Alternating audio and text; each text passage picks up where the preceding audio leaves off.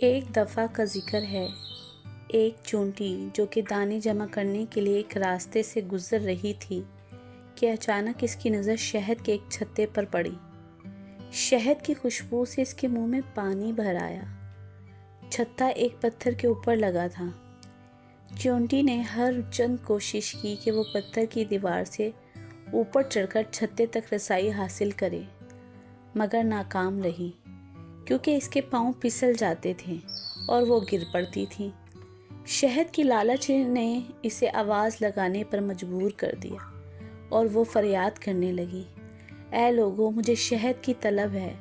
اگر کوئی جوان مرد مجھے شہد کے چھتے تک پہنچا دے تو میں اسے معاوضے کے طور پر ایک جوب پیش کروں گی۔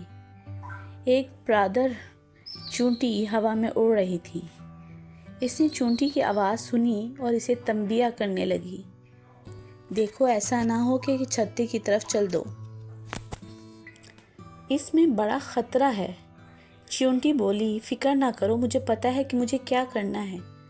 برادر بولی، وہاں شہد کی مکھیاں ہیں جن کے ڈنک ہیں۔ چونٹی بولی، میں شہد کی مکھیوں سے نہیں ڈرتی، مجھے شہد چاہیے۔ برادر بولی، شہد چپکاؤ ہے، تمہیں ہاتھ پاؤں اس میں الجھ پڑیں گے۔ چونٹی بولی، اگر یوں ہی ہاتھ پاؤں چپک جایا کرتے تو کوئی شہد نہیں کھا پاتا۔ برادر بولی، تم بہتر جانتی ہو، لیکن آؤ میری بات سنو اور شہد کا خیال چھوڑ دو۔ میں برادر ہوں، سال خوردہ ہوں اور تجربہ رکھتی ہوں۔ چھتے کی طرف جانا بہت مہنگا پڑے گا اور ممکن ہے تم کسی مصیبت میں گرفتار ہو جاؤ۔ چونٹی بولی، اگر ممکن ہو تو اپنی مزدوری لو اور مجھے وہاں تک پہنچا دو۔ اگر تم ایسا کرنے سے قاصر ہو تو زیادہ جوش نہ کھاؤ، مجھے کسی سرپرست کی ضرورت نہیں اور جو نصیحت کرتا ہے مجھے ایک آنکھ نہیں بہاتا۔ برادر بولی، ممکن ہے کوئی ایسا نکل آئے جو تمہیں وہاں تک پہنچا دے، لیکن اس میں کوئی بھلائی نظر نہیں آتی، اور جس کام کا انجام اچھا نہ ہو میں اس میں معاونت نہیں کرتی۔ چونٹی بولی، خواہ مخواہ خود کو خستہ نہ کرو، میں تو آج ہر قیمت پر چھتے تک پہنچوں گی۔ برادر نے اپنی راہ لی اور چونٹی نے دوبارہ آواز لگائی، کوئی ہے جوان مرد جو مجھے شہد کے چھتے تک پہنچا دے اور معاوضے میں ایک جو مجھ سے وصول کر لے۔ اچانک ایک مکھی کا وہاں سے گزر ہوا۔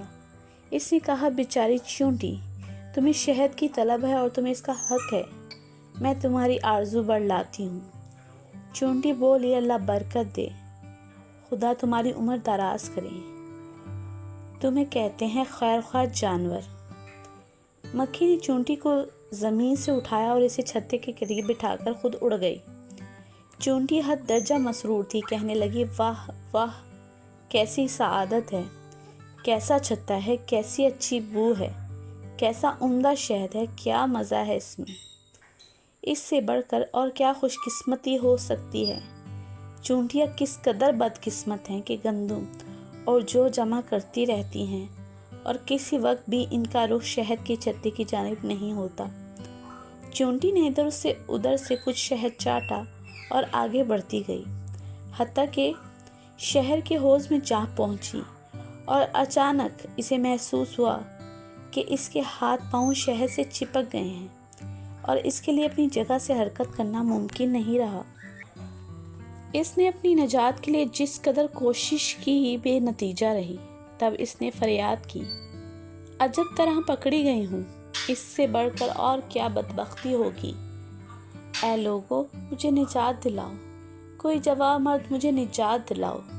ہے کوئی جوان مرد جو مجھے اس چھتے سے باہر نکال لائے اور میں اسے 2 جو انعام میں پیش کروں۔ پیشکش پہلے تھی 1 جو کی، 100 اب 2 کی ہے، اس جہنم سے نکلنے کی یہی سوجی ہے۔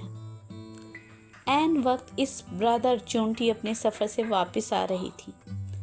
اسے اس حال میں دیکھ کر برادر کو بڑا دکھ ہوا اور اس نے فوراً اس کو مصیبت سے نکالا۔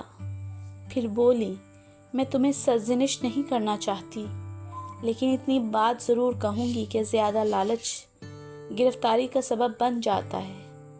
آج تو تمہارا نصیب بلندی پر تھا کہ میں اچانک یہاں پہنچ گئی، لیکن آئندہ محتاط رہنا، گرفتاری سے پہلے نصیحت کو غور سے سن لینا اور کسی مکھی سے مدد نہ مانگنا۔ مکھی چیونٹی کی ہمدرد نہیں، اور اس کے لیے چیونٹی کا خیر خواہ ہونا ممکن کہاں ہے۔